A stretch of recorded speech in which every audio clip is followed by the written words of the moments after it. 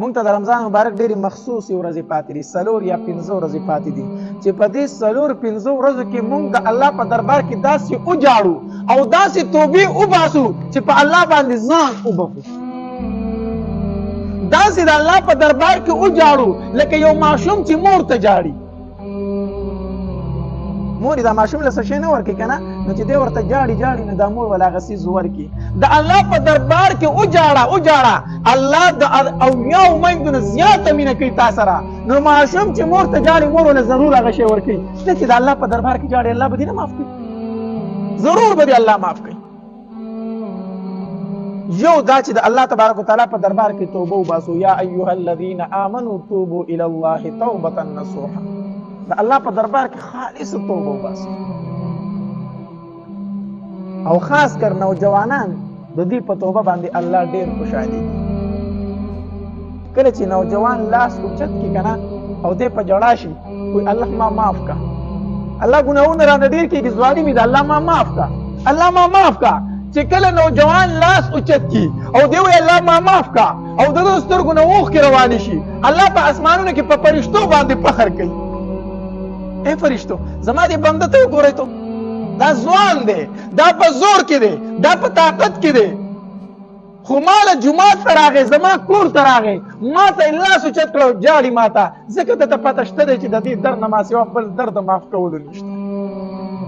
الله ډېر زیات خوشحالېږي چې کله نوجوان لاس اوچتوي او دی وایي الله ما معاف کا. الله تبارک وتعالی په فرشتو باندې فخر کوي. کله چې نوجوان راشي او دی الله ته ودرېږي په مانځه باندې او دی چې سجدې ته لاړ شي او دا تندی په ځمکه باندې کېږدي، الله په فرشتو فخر کوي.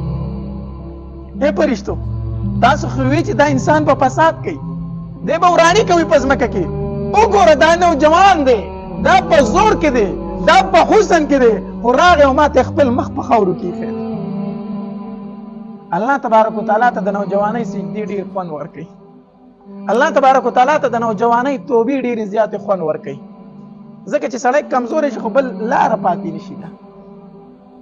چې کله دی په زور کې وي او په طاقت کې وي او دی الله ته جاړي الله ډېر زیات خوشحالېږي. کله چې یو ګناهګار انسان د الله په دربار کې لاس اوچت کړي او دی وایي الله ما معاف کا، د الله د طرف نه ورته جواب میلاویږي، بنده څه خو د ډېر وخت نه په انتظار وم، بنده زه خو د ډېر وخت نه په انتظار وم، خو ته زما نه خفه ګرځېدې، ته زما نه باغي ګرځېدې او ماله نه راتلې. حدیث مبارک کې راځي وایي کله چې یو انسان الله تبارک وتعالی طرف ته یو لویش ورځي الله تبارک وتعالی یو لاس ورنږدې کېږي. کله چې یو انسان الله تبارک وتعالی ته په کلاره ورځي الله تبارک وتعالی د ده طرف ته په منډه راځي، په منډه راځي. نو الله تبارک وتعالی د انسان په توبه باندې ډېر زیات خوشحالېږي. نو اخره عشره ده، اخره عشره کې دا عمل ضرور پکار دی چې د الله تبارک وتعالی په دربار کې وجاړي الله ټول کال مې ګناهونه کړي دي، الله دا 11 میاشتې مې په ګناهونو کې تېرې شوې، الله دا یو میاشت وه په دې کې مې روژې ونیوې او تراویح مې وکړې، الله د دې په برکت سره خو ما معاف کړه که نه. الله داسې توبه وباسه د الله په دربار کې. نو حدیث مبارک کې راځي وایي هره شپه فرشته دا 3 اوازه کوي، څوک غوښتونکی شته دی چې زه ورته ورکړه وکړم، څوک توبه ایستونکی شته چې زه توبه قبوله کړم، څوک مغفرت غوښتونکی شته دی چې زه ورته مغفرت نصیب کړم. او بیا حدیث مبارک کې راځي نبی علیه الصلاۃ والسلام فرمایي وی الله تبارک وتعالی د رمضان المبارک روزانه د روزه ماتي په ټیم کې 10 لکه خلق د اور د جهنم نه خلاصوي. د رمضان المبارک په میاشت کې روزانه حدیث مبارک کې راځي روزانه د رمضان المبارک په میاشت کې د روزه ماتي په ټیم کې الله تبارک وتعالی 10 لکه خلق د اور د جهنم نه خلاصوي. او وی چې کله د رمضان المبارک اخیری شپه شي کنه